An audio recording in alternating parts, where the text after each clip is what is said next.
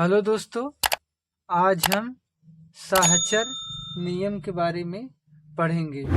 तो चलिए देखते हैं साहचर नियम क्या होता है।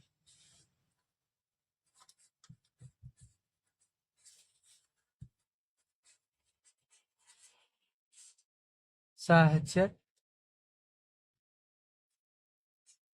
नियम, जिसको इंग्लिश में एसोसिएटिव रूल कहते हैं। एसोसिएटिव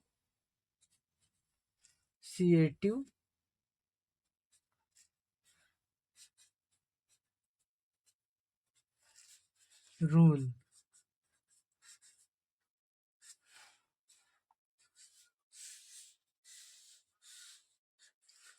साहचर नियम, जिसको इंग्लिश में एसोसिएटिव रूल कहते हैं।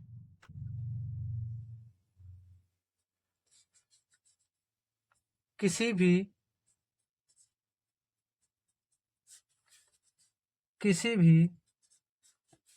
तीन या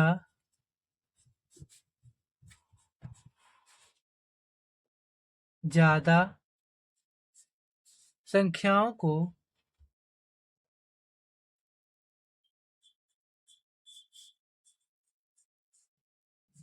जोड़ने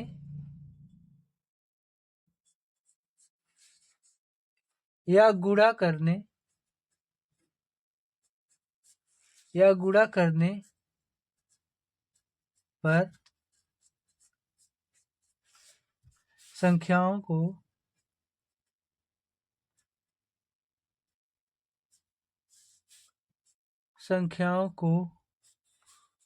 किस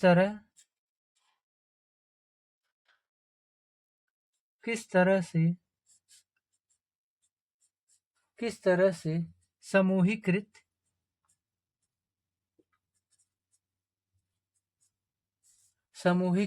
किया जाए,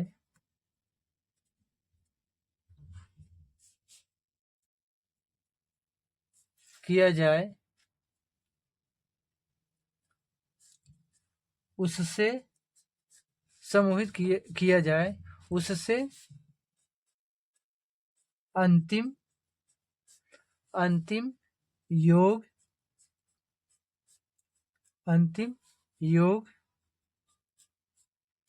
या गुणनफल पर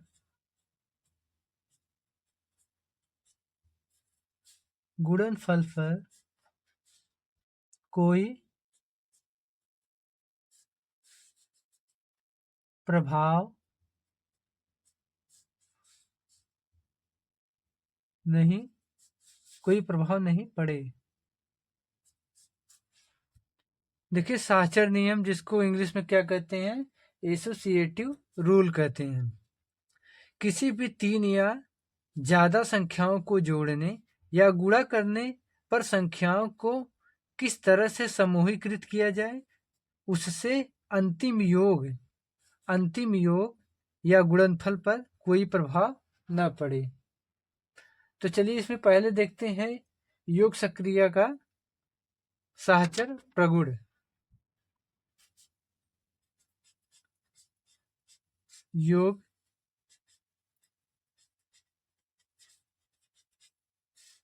संक्रिया का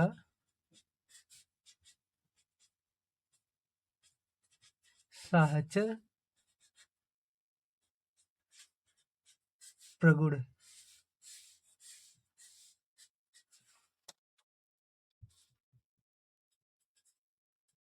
3 पूर्ण संख्याओं को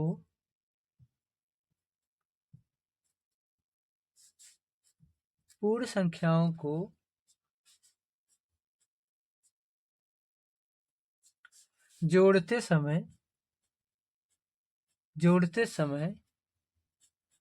किन्हीं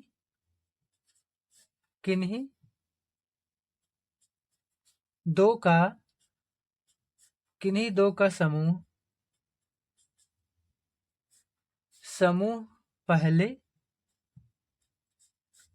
पहले बना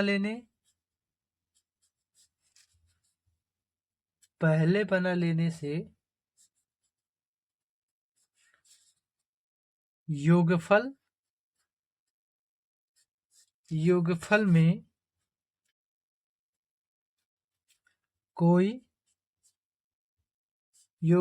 कोई अंतर नहीं पड़ता।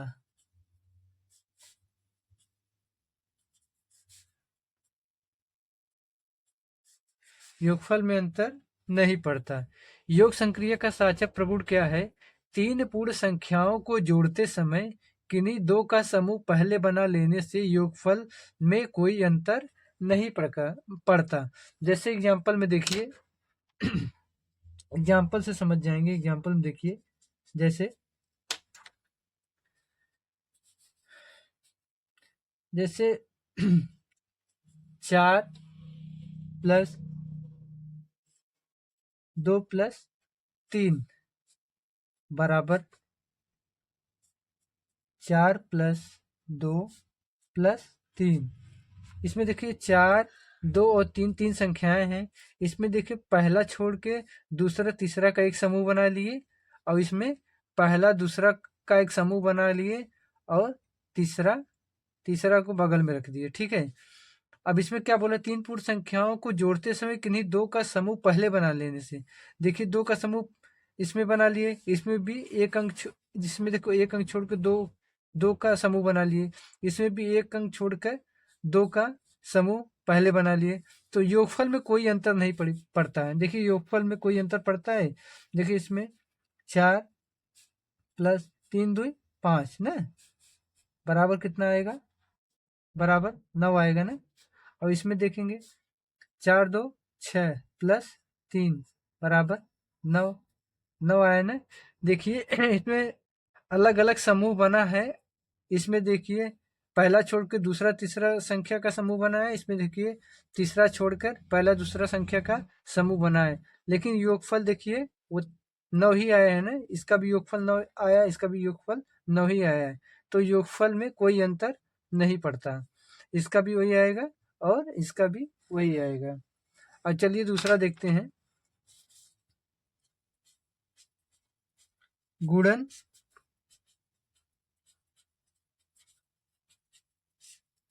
संक्रिया का साहचर्य प्रगुण।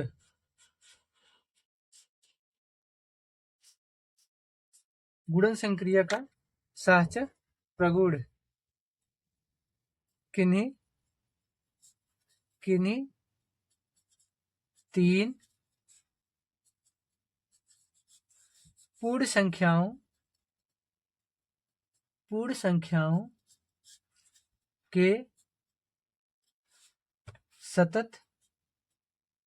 के सतत गुणन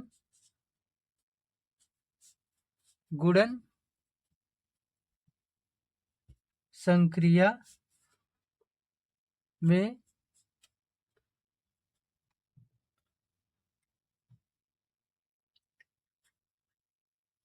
संख्याओं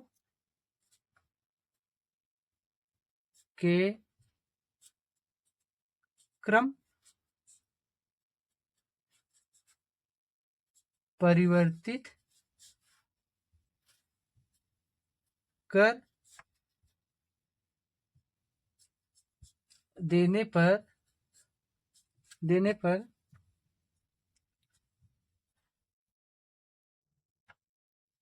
गुणनफल अपरिवर्तित रहता है। गुणन संक्रिया का साहचर्य प्रगुण। इसमें देखिए किन्हीं तीन पूर्ण संख्याओं के सतत गुणन संक्रिया में संख्याओं के क्रम परिवर्तित कर देने पर गुणनफल अपरिवर्तित रहता है। अर्थात गुणनफल पर कोई प्रभाव नहीं पड़ता। जैसे एग्जाम्पल में देखिए,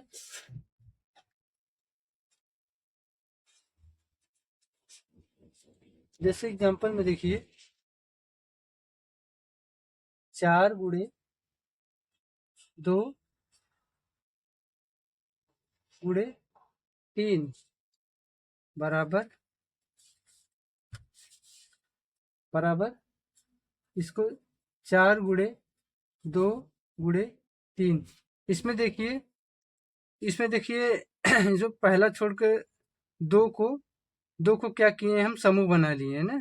इसमें तीसरा छोड़ के 2 को समूह बना लिए। देखिए दोनों का एक ही मान आता है।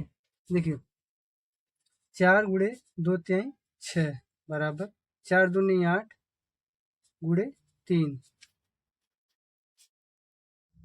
6 चौक 24। देखिए इसका भी 24 आ गया, इसका भी 24 आ गया।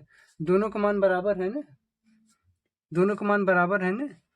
तो इसमें क्या बोला है, किन्हीं तीन पूर्ण संख्याओं के सतत गुणन संक्रिया में संख्याओं के क्रम परिवर्तित कर देने पर गुणनफल अपरिवर्तित रहता है।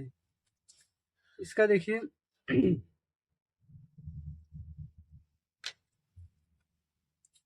ए गुणे बी गुणे सी बराबर ए गुणे बी गुणे सी। इसका यही सूत्र है, इसी से हल होता है। अब एक देखिए जैसे योग संक्रिया का साहचर्य प्रगुण में, इसमें जो आपको एग्जाम्पल बताए थे, तो उसमें ये इसी सूत्र पर फॉलो होता है। जैसे देखिए इसमें पहला अंक छोड़ के दूसरा तीसरा का समूह बना के बताए थे बराबर, और इसमें तीसरा अंक छोड़ के पहला और दूसरा का समूह लेकर बनाए, तो इसी के बिहाफ बनाए हैं। ठीक है, ए प्लस बी प्लस सी बराबर ए प्लस बी कोष्टक में प्लस सी।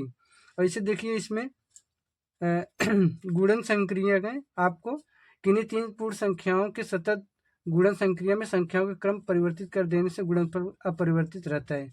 देखिए 4 गुणे पहला अंक छोड़ के दूसरे तीसरे का समूह बनाए, फिर भी देखिए गुणा करने पर वही संख्या आया। इसमें तीसरा अंक छोड़कर पहले दूसरे का समूह बनाए, फिर भी उतने ही संख्या आया। इसका है ए गुणे कोष्टक बी गुणे सी बराबर ए गुणे बी कोष्टक में गुणे सी। अब देखिए एक तीसरा महत्वपूर्ण नियम है साहचर्य नियम में। तीसरा महत्वपूर्ण इसमें एक नोट है, इसमें देखिए साहचर्य नियम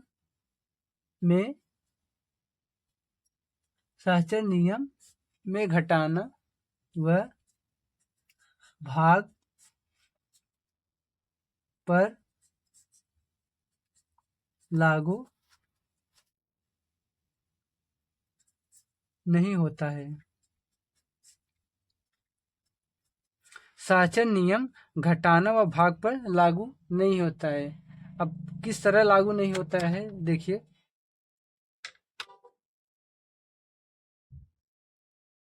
जैसे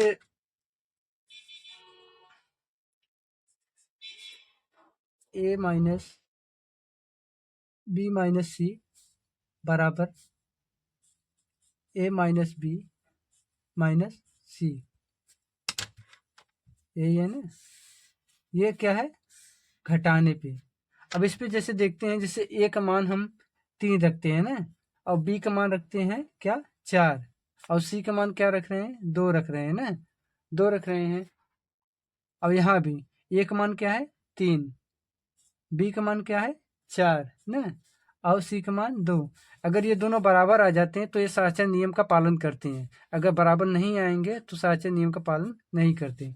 तो देखिए 3 माइनस यहाँ क्या होगा 4 में से 2 गए 2 ना, यहाँ क्या होगा 3 में से -4 गए -1 बचा ना, -1 और -2। ठीक, तो 3 में से 2 गए 1 बचा, 1 बराबर, और ये क्या हुआ -1 -2 -3। तो देखिए ये दोनों बराबर हैं, ये दोनों बराबर नहीं है ना, इसीलिए घटाना साहचर्य नियम पर लागू नहीं होता है। अब देखिए एक भाग देख लीजिए, भाग देख लीजिए,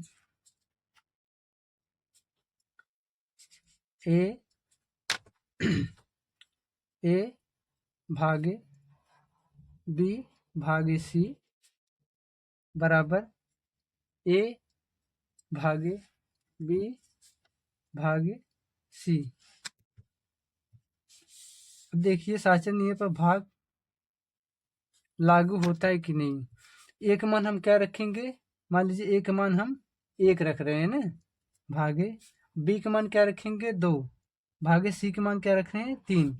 यही मान इसमें भी रख दो, ए का मान क्या होगा 1, ठीक, भागे बी का मान क्या है 2 ना, भागे और सी का मान क्या रखेंगे, सी का मान 3 रखेंगे, ठीक ठीक। तो होगा ए बटे भागे बटे 2/3, यही होगा ना, 2/3 बराबर इधर क्या आएगा 1/2/3 आएगा, ठीक। अब क्या करेंगे, ये देखिए भागे पलट के ऊपर जाएगा तो यहाँ गुणा हो जाएगा, ये 3 है, 1/2/3 है, तो 3 जब ऊपर जाएगा तो गुणा हो जाएगा, तो क्या हो जाएगा यहाँ पर 3/2। और यहाँ क्या होगा, यहाँ देखिए यहाँ 1 लिख सकते हैं ना, 1/2 होगा, ये पलट के जब गुणा होगा तो 1/3 हो जाएगा, 1/3 हो जाएगा, ठीक।